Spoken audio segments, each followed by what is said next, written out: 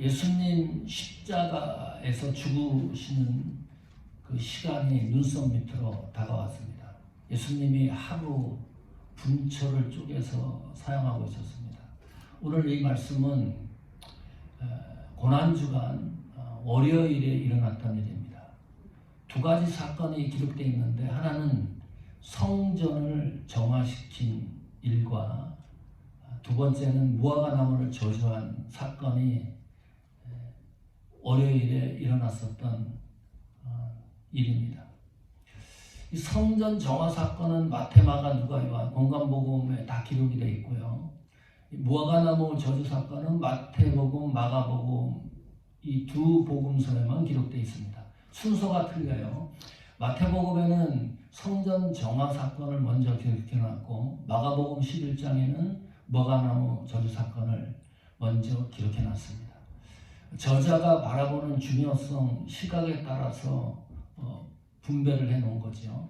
특별하지는 않습니다. 저자의 관점에서 중요성을 시각에서 기록해놓은 거니까. 이 두 가지 사건이 연관성이 있을까, 아니면 개별적인 사건일까, 이것이 우선 생각해야 될 중요한 초점입니다. 만약에 연관성이 있다 그러면 어떤 통일성 있는 메시지가 분명히 확인될 겁니다. 개별적인 사건이라 그러면 다시 들여다봐야 되겠죠. 자, 예수님이 예루살렘에 있는 한 교회를 방문을 했습니다. 그 교회는 복받은 교회입니다. 예수님이 방문을 했으니까. 그것도 금요일이면 예수님이 십자가에 못 박혀 돌아가십니다. 인간의 몸으로 입고 오신 예수님이 그 짤막한 순간에 한 교회를 방문했다. 얼마나 극적인 순간입니까? 그런데 마냥 즐거울 수만은 없어요.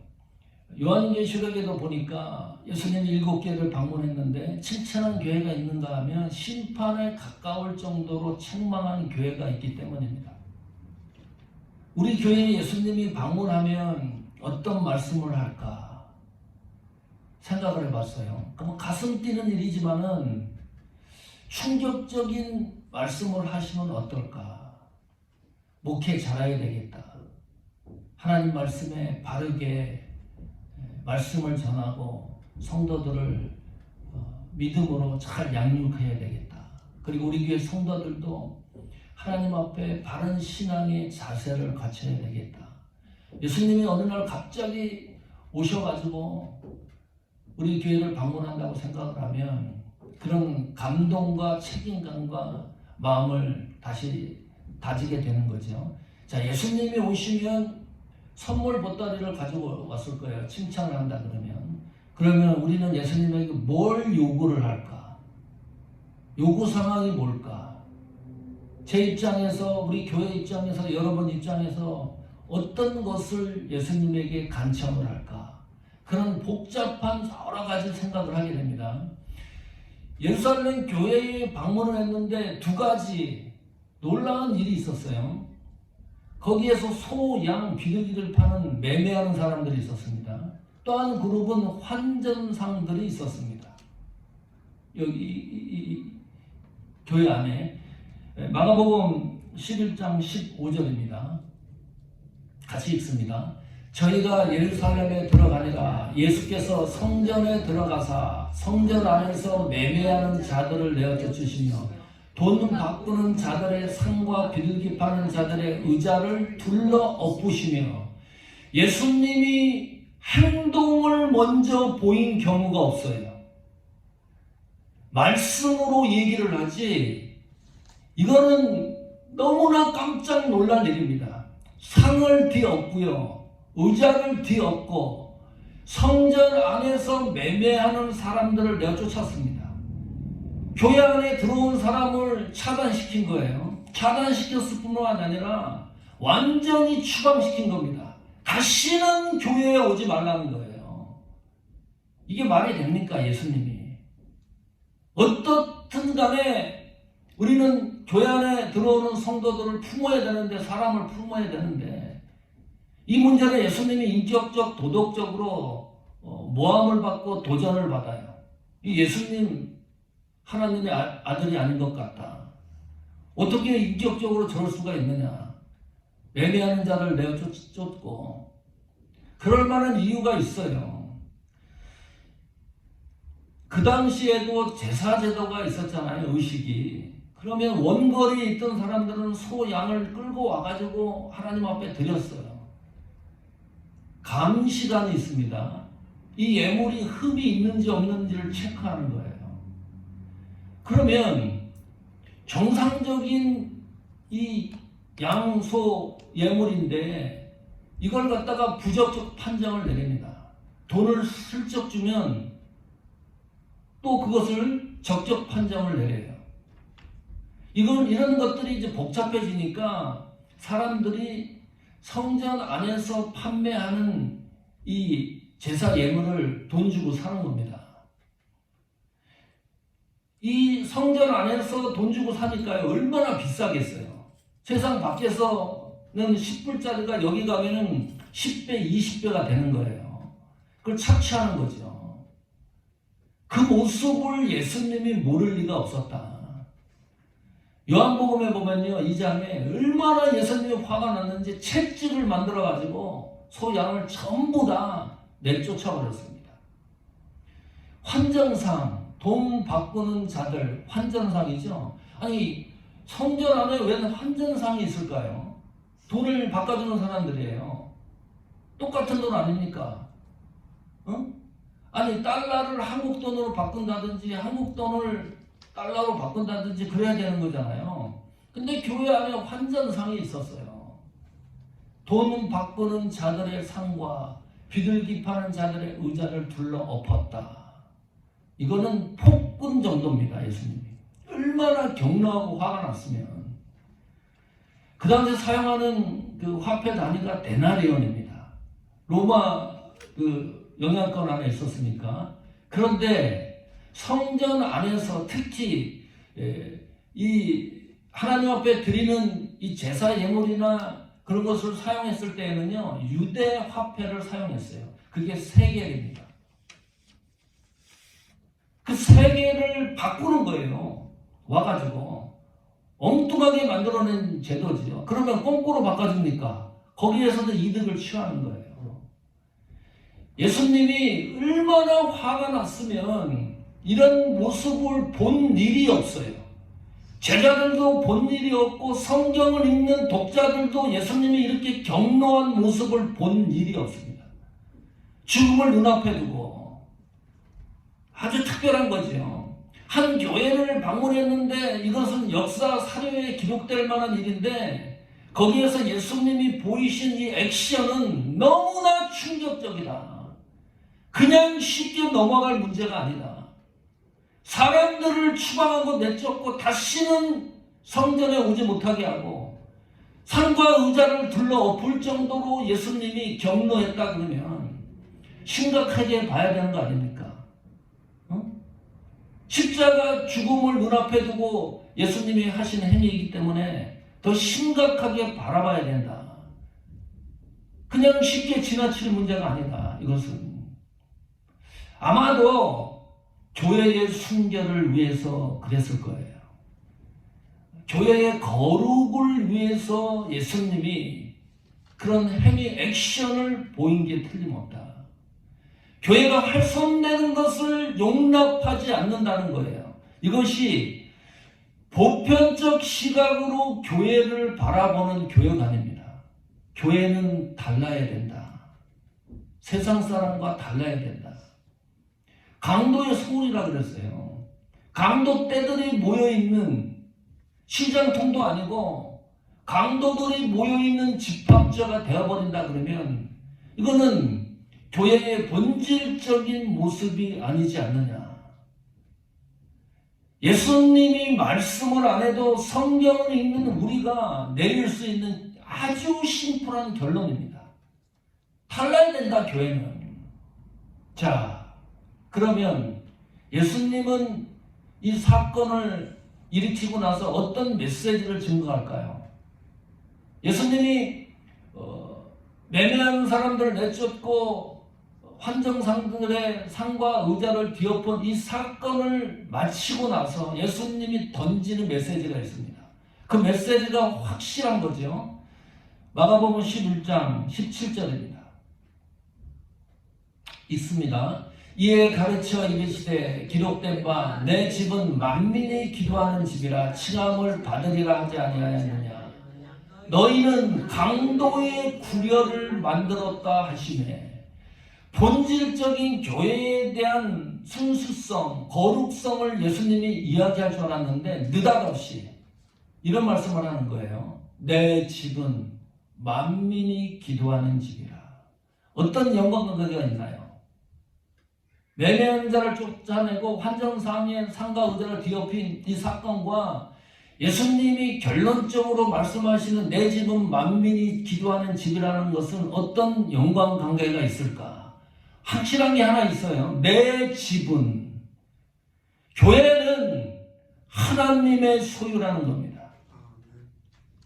교회는 예수님의 소유라는 거예요. 확실히 했습니다. 성전은 거기에 있었던 매매하는 사람들 것도 아니고 대제사장 서기관들 것도 아니고 이 교회는 나의 것이라는 소유를 분명히 밝히셨습니다. 그리고 내가 사는 집이라는 거죠. 내가 사는 집에 이름을 붙였는데 만민이 기도하는 집입니다. 왕족발, 족발이 먹고 싶어서 왕족발 식당 들어갔어요. 그러면 무엇을 기대하고 가는 거죠? 족발을 기대하고 가는 거예요. 소문을 듣고. 그랬는데 왕족발집에 갔더니 족발은 안 팔고 도넛을 팔고 있네. 이건 사기치는 거죠. 왕족발이라고 써놨으면 족발 음식이 나와야 되잖아요. 원저 설렁탕집에 들어갔는데 설렁탕은 없고 돈가스 판다 그래 보세요. 뭔가가 이상하잖아요. 저희 집 근방에 조그만 몰이 있는데 세탁소, 리코스토어와 빨래방도 있습니다. 그 옆에 하우스 오브 프레이어 요 표지판이 있어요. 가만히 봤더니 교회예요. 저는 지금까지 살면서 교회 이름을 하우스 오브 프레이어라고 하는 교회 이름을 들어본 일이 없어요. 기도하는 집. 지금 성경이 내 집은, 교회는 기도하는 집이라 그랬거든요. 아주 특별한 겁니다. 그러면 기도하는 집, 기도하는 교회, 기도하는 교회라고 표기되는 그 교회 이름도 듣지를 못했어요. 기도하는 집이라고 했을 때 어떤 기대가 있는 거예요, 우리가. 기대가 있어요. 교회는 기도하는 곳이구나. 이것이 최고의 교회적인 역할론입니다. 다른 수많은 교회 이름을 얘기할 수가 있는데 지금 마가복음 11장 17절에 내 집은 기도하는 집이라고 했으니까요. 기도에 대한 기대가 있어야 돼요. 교회 오면. 여러분 어떤 기대를 갖고 오나요? 이걸 수집하는 거예요. 기도하는 집이다. 기도가 메인 메뉴예요. 교회에서. 봉사가 우선이 아닙니다. 헌신이 우선이 아닙니다. 구제하는 게 우선이 아니에요. 선교하는 것이 우선이 아니에요. 교회적인 사명은 기도하는 장소라는 거예요. 내가 이 사실 앞에 얼마나 교회 안에서 기도라는 단어와 어떤 연관관계가 있는가를 잘 살펴야 됩니다. 예수님이 이렇게 말씀하신 것은 예수님의 창작품이 아니고 이사야서 56장에서 나오는 이 만민이 기도하는 집이라고 하는 이 말씀을 그대로 가지고 와서 인용한 겁니다. 그러면 역사적 사료가 필요하죠. 이사야서 56장 보십시오. 56장 3절입니다. 같이 있습니다. 여호와께 연합한 이방인은 여호와께서 나를 그 백성 중에서 반드시 갈라내리시라 말하지 말며 고자도 나는 마른 나무라 말하지 말라. 생소하죠? 역사적인 게 이런 겁니다. 이사야서 56장은 예루살렘 우리 이스라엘 민족이 바벨론 포로로 잡혀갔어요. 끝날 무렵에 대한 예언 기록이에요. 그러면 예루살렘으로 돌아오는 거잖아요. 성전을 건축합니다. 성전을 건축했을 때 유의사항을 기록한 것이 이사야서 56장입니다. 그때 사람들이 어떻게 생각을 했냐 하면 지금 마가복음 11장에 등장하는 시대와 아주 맞물려요. 똑같은 상황이었습니다. 하나도 틀리지 않아요. 유대인들은 성전이 자기들만의 교회라고 생각을 했어요. 이 인식이 변하지가 않는 거예요. 하나님 앞에 제사 드리는 이 일도, 예배 드리는 이 일도 우리들만의 예배라고 생각을 했습니다. 안식일을 지키는 거, 이것은 율법적으로 유대인들만 지키는 규례라고 그렇게 생각을 했어요. 아주 우리는 특별한 존재라고 생각을 했어요. 그러니까 이방 사람들은 사람 취급을 하지 않은 거예요. 여기 성경 보십시오. 그런데 하나님은 이방인도 유대인들과 동일하게 생각을 하고 계시는 겁니다. 나를 그 백성 중에 반드시 갈라내지 마라. 이방인들을 유대인들이 어떻게 생각을 했냐면 고자라 그랬어요. 고자가 뭔지 아시죠? 남자 역할을 못하는 겁니다. 인간 취급을 하지 않았습니다. 그런데 하나님은 이방인은 여호와께서 나를 백성 중에 반드시 갈라내시리라고 너희는 분리한다고 생각하는 것을 교정해라. 함께 한다는 거예요. 그런데 유대인들은 절대 이 말씀을 따라가지 않는 겁니다. 그래서 이사야서 56장 7절입니다. 같이 읽습니다. 내가 그를 나의 성산으로 인도하여 기도하는 내 집에서 그들을 기쁘게 할 것이며 그들의 번제와 희생은 나의 단에서 기꺼이 받게 되리니 이는 내 집은 만민이 기도하는 집이라 일컬음이 될 것임이라. 감동적이죠.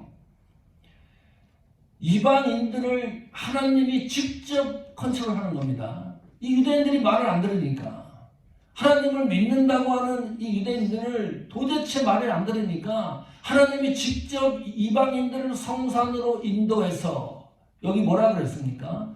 기도하는 내 집에서, 기도하는 성전에서 나는 그들을 기쁘게 할 것이다.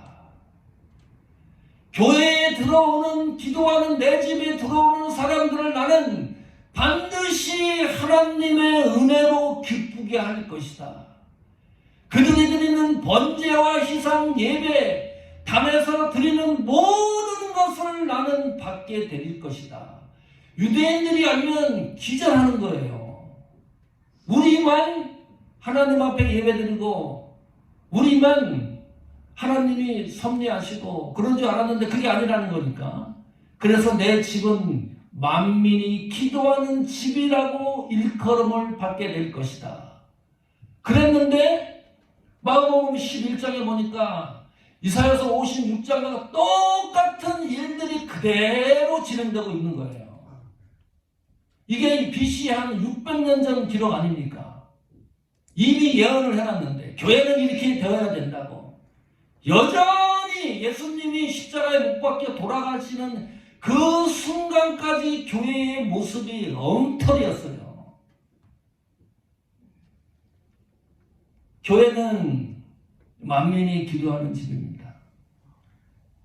가난한 사람들, 불쌍한 사람들, 멸시받는 사람들, 천대받는 사람들, 병약한 사람들, 도저히 세상을 살아갈 수 없는 사람들에게 완전히 오픈된 곳이 만민이 기도하는 집이라는 뜻 아닙니까?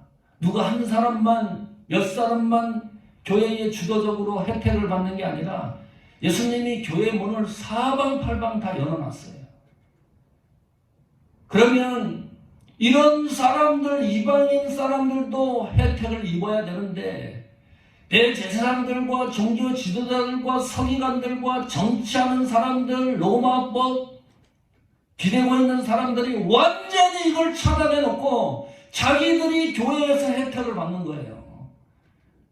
모든 사람들이 혜택을 받아야 되는데 그걸 완전히 차단시켜 놓은 거예요, 교회가. 그것을 지금 예수님이 다시 한번 회고시키는 겁니다. 교회는 만민이 기도하는 집이 아니냐. 너희들만 주머니에 교회를 이용해서 매매하고 환전해서 돈을 챙기는 그런 곳이 아니지 않느냐. 이 혜택, 교회 안에서 하나님이 주시는 이 은혜, 기도하는 집이라고 그랬으니까 돈 1센트도 필요 없는 거잖아요. 교회에서 기도로 하나님과 소통하는 거니까, 기도로 하나님과 관계를 맺는 거니까 돈하고는 관계가 없는 거잖아요. 만민이 기도하는 집이라 그랬으니까, 맨 그 첫 번째가 기도이니까, 예배당에 와서 기도만 하면 하나님과 교제를 하고 만나고 친교를 맺고 하나님의 은혜를 경험하는 것인데 1센트 돈을 지불하지 않아도. 그런데 마가복음에 보면 이건 난리가 아닙니다. 매매해서 돈을 챙겨가지고 그런 혜택을 입어가면서 예수님이 이렇게 얘기를 했는데 어느 정도이냐면 마가복음 11장 18절 보십시오. 대제사장들과 서기관들이 들었습니다. 그 이야기를 이제 만민이 기도하는 집이다. 예수를 어떻게 죽일까 하고 깨하니 이 정도입니다. 이 사람의 그 심장이 이 정도로 단단해져 있어요. 예수님이 정확하게 말씀을 하고 있는데 그 말씀을 받아들이는 것이 아니라 그 말씀을 듣고 대제사장들과 서기관들은 예수님을 어떻게 죽일 것인가를 논의하는 거예요. 이 사람입니까? 너무나 답답해요. 자, 그러면 왜 하나님은 이 성전을 만민이 기도하는 집이라고 말씀했을까요? 그거 궁금합니다. 어떤 특별성이 있는 것이 틀림이 없다. 그것이 우선적인 거니까요. 역대하 7장 15절입니다. 같이 있습니다. 이곳에서 하는 기도에 내가 눈을 들고 귀를 기울이리니. 희망이 생기는 거죠. 저희는 희망이 생기는 겁니다. 솔로몬 왕이 성전을 봉헌하고 난 이후에 하나님이 솔로몬에게 말씀하시는 내용이에요. 성전을 봉헌하고 난 후에 이곳에서 성전이지요. 교회입니다. 기도에 내가 눈을 들고 귀를 기울이리니. 하나님의 눈과 귀가 교회 안에서 기도하는 호흡에 정조준되고 있다 그 말이에요. 사방에서 기도할 수 있는데 교회에서 기도하는 것이 이렇게 특별한 겁니다. 이걸 놓쳐요.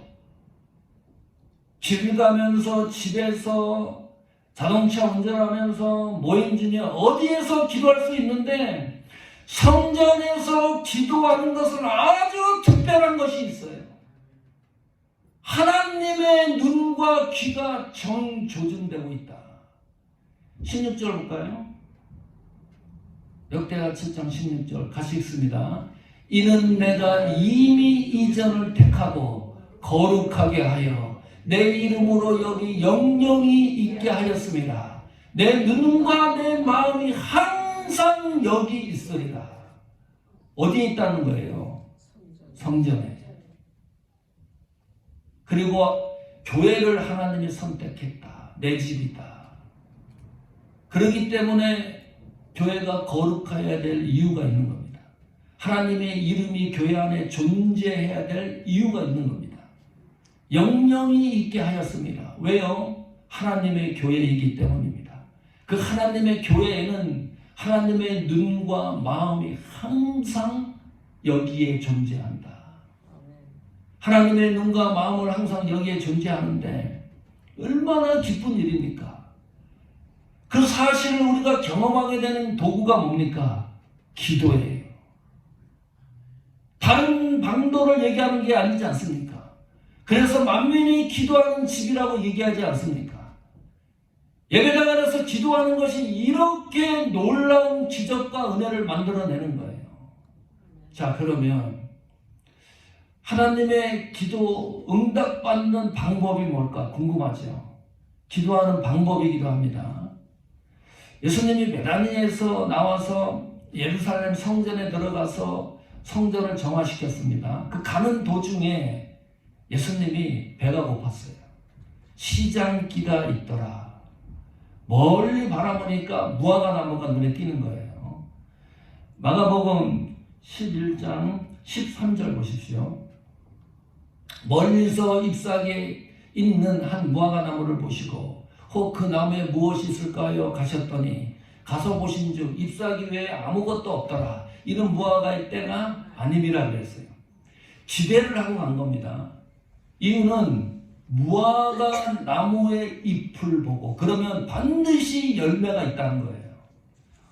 확신하고 갔는데 열매가 없어요. 그런데 성경은 이렇게 말해요.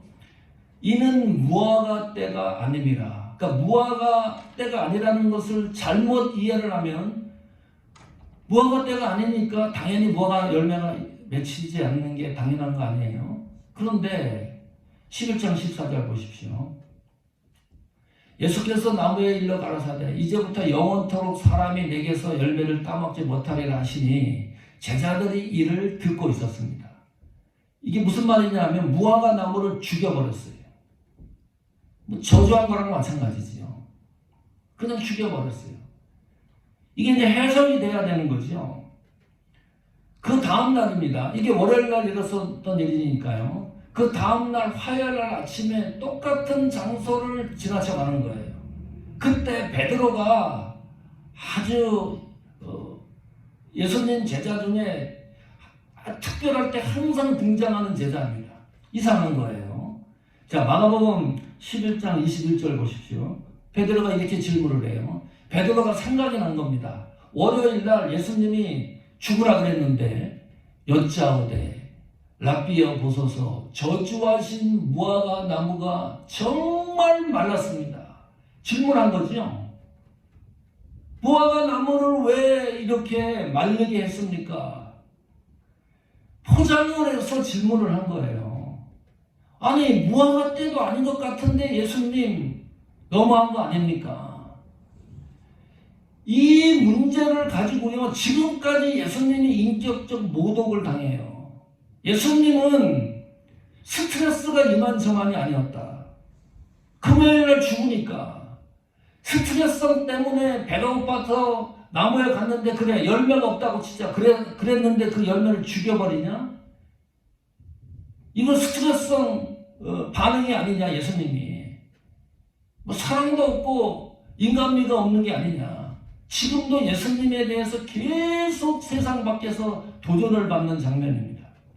무화과 나무는 4월부터 10월까지 무화과 열매를 맺혀요. 10월이 돼야 큰 무화과 나무들이 열매를 맺힙니다. 4월부터 10월까지요 4-5번 열려요. 따먹으면 또 열리고 그러다가 10월 정도 되면 가장 큰 무화과 나무들이 열리게 돼요. 아까 얘기했었던 때가 아니라고 한 것은 그때를 얘기를 하는 겁니다. 그 수확의 계절 그때는 아니지만 4월 달에는 무화과 나무가 옹기종기 조그맣게 맺히는 계절입니다. 그러면 무화과 나무에 갔으면 조그만 열매가 반드시 보였어야 돼요. 안 보인 겁니다. 잎이 있으면 무화과 나무가 열리는 거라 그랬잖아요.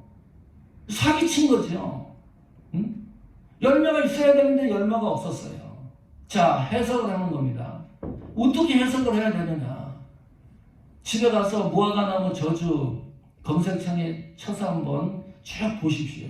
어떤 그 해석을 하고 있는지. 주석도 그렇고 너무나 많은 해석들이 이 무화과 나무 저주한 것은 이스라엘 민족을 상징한 것이다. 유대인을 상징하고 비유하는 것이다. 대제사장들과 서기관, 형식적인 종교 지도자들을 상징한 것이다. 또 어떤 경우는 예수님 자신을 비유한 것이다. 이렇게까지 얘기를 해요. 십자가에 못 박혀 돌아가시니까. 비유적으로 상징적으로 무화과나무 사건을 이야기를 하는데 진짜 일어난 일이에요. 이 사실이. 그러니까 베드로도 깜짝 놀라서 이야기를 물어본 거죠. 진짜 이 나무가 말랐나이다. 그러면 가장 좋은 방법이 뭔가요? 예수님이 이렇게 하신 이유를 듣는 겁니다. 왜 성경 해석이 여기서 딱 멈추는 줄 몰라요. 그리고 온갖 상징적인 이야기만 하고 있어요. 자, 보세요. 예수님이 이 사건에 대해서 어떻게 얘기하는지. 마가복음 11장 22절입니다. 드디어 예수님이 입을 열어요. 무화과나무 사건에 대해서. 한번 같이 읽습니다. 예수께서 대답하여 너희에게 이르시되 하나님을 믿으라. 잘 보십시오. 예수님이 금요일이면 십자가에 못 박혀 돌아가세요. 제자들의 허탈감을 생각해 보십시오. 제자들의 마음이 찢어지는 겁니다. 그리고 결국 제자들도 흩어졌습니다. 이 제자들에게 하실 최고의 위로의 말이 뭘까? 힘있는 말이 뭘까? 하나밖에 없는 거예요. 하나님을 믿으라. 이 믿음이 제자들을 지탱하는 힘이라는 거죠. 고대 번역에는 만약 하나님을 믿으면 이렇게도 기록을 해놨습니다. 자, 23절 보십시오. 내가 진실로 너희에게 이르노니 누구든지 이 산더러 들려 바다에 던지우라 하며 그 말하는 것이 이를 줄을 믿고 마음에 의심치 아니하면 그대로 되리라. 기가 막힌 말을 합니다. 자, 23절에 보니까요. 22절에 하나님을 믿으라 그랬습니다. 그 하나님을 제대로 믿으면 산을 향하여 바다에 빠지라 그러면 이 산이 바다에 가서 빠진다는 거예요. 상식적으로 이해가 됩니까? 사람에게 얘기하는 게 아니잖아요. 무화과나무가 내 얘기를 어떻게 알아들어요? 이 산이 어떻게 인간의 말을 알아들어요? 그런데 이런 일이 일어난다는 거예요. 하나님을 제대로 믿으면. 마태복음 21장 21절입니다. 여기 이렇게 기록해 놓습니다. 예수께서 대답하여 가라사대 내가 진실로 너희에게 이르노니 만일 너희가 믿음이 있고 의심치 아니하면 이 무화과 나무에게 된 이런 일뿐만 아니라 잘 보십시오. 이 산더러 들려 바다에 던지우라 하여서도 될 것이다. 예수님이 보여준 게 뭐예요? 무화과 나무를 마르게 한 거예요. 하나님을 제대로 믿으면 우리도 무화과 나무를 마르게 할 수 있다는 거예요. 산을 바다에 빠뜨릴 수 있다는 거예요. 알아듣지도 못하는데 산과 이 무화과 나무는 이것이 믿음의 위력입니다. 아무리 설명을 해도 지금 그 얘기하고 있는 거예요, 예수님이. 그런데 전제 조건이 있습니다. 이걸 우리를 가슴 아프게 하는 부분입니다. 의심치 아니하며. 여기에 우리가 모두 걸려 넘어져요. 분명히 하나님이 방향을 제시하는데 상상을 못할 일을 하나님이 하신다고 약속을 하고 있는데 믿는다고 하면서도 의심이 생기니까 안 일어나는 거예요. 하나님이 분명히 약속을 하고 있는데 가짜입니까? 무화과나무 마르게 할 수도 있습니다. 산악의 난에서 바다에 빠지게 할 수도 있습니다. 그런데 의심치 아니하며 예수님 제자들이 여기에 몽땅 다 걸렸던 거예요. 돌아가시기 전에 이렇게까지도 말씀을 하고 있는데 이 의심이라는 이 단어 때문에 모든 제자들이 예수님 곁을 떠나지 않습니까? 그렇게 얘기를 하는데 자, 그러면 의심을 해결하는 방법이 뭘까요? 이것이 키포인트입니다. 무화과나무 저주 사건에 다 연결이 되는 거죠. 성전 만민이 기도하는 집 기도에 대한 거, 무화과나무 저주도 기도에 관한 내용입니다. 결국은 마태복음 마가복음 11장 24절 보십시오. 다 같이 읽습니다. 시작. 그러므로 내가 너희에게 말하노니 무엇이든지 기도하고 구하는 것은 받은 줄로 믿으라. 그리하면 너희에게 그대로 되리라. 의심을 해소하는 최고의 방법은 기도입니다. 기도가 의심을 해결해 주는 거예요. 이걸 놓치죠. 한번 해보십시오.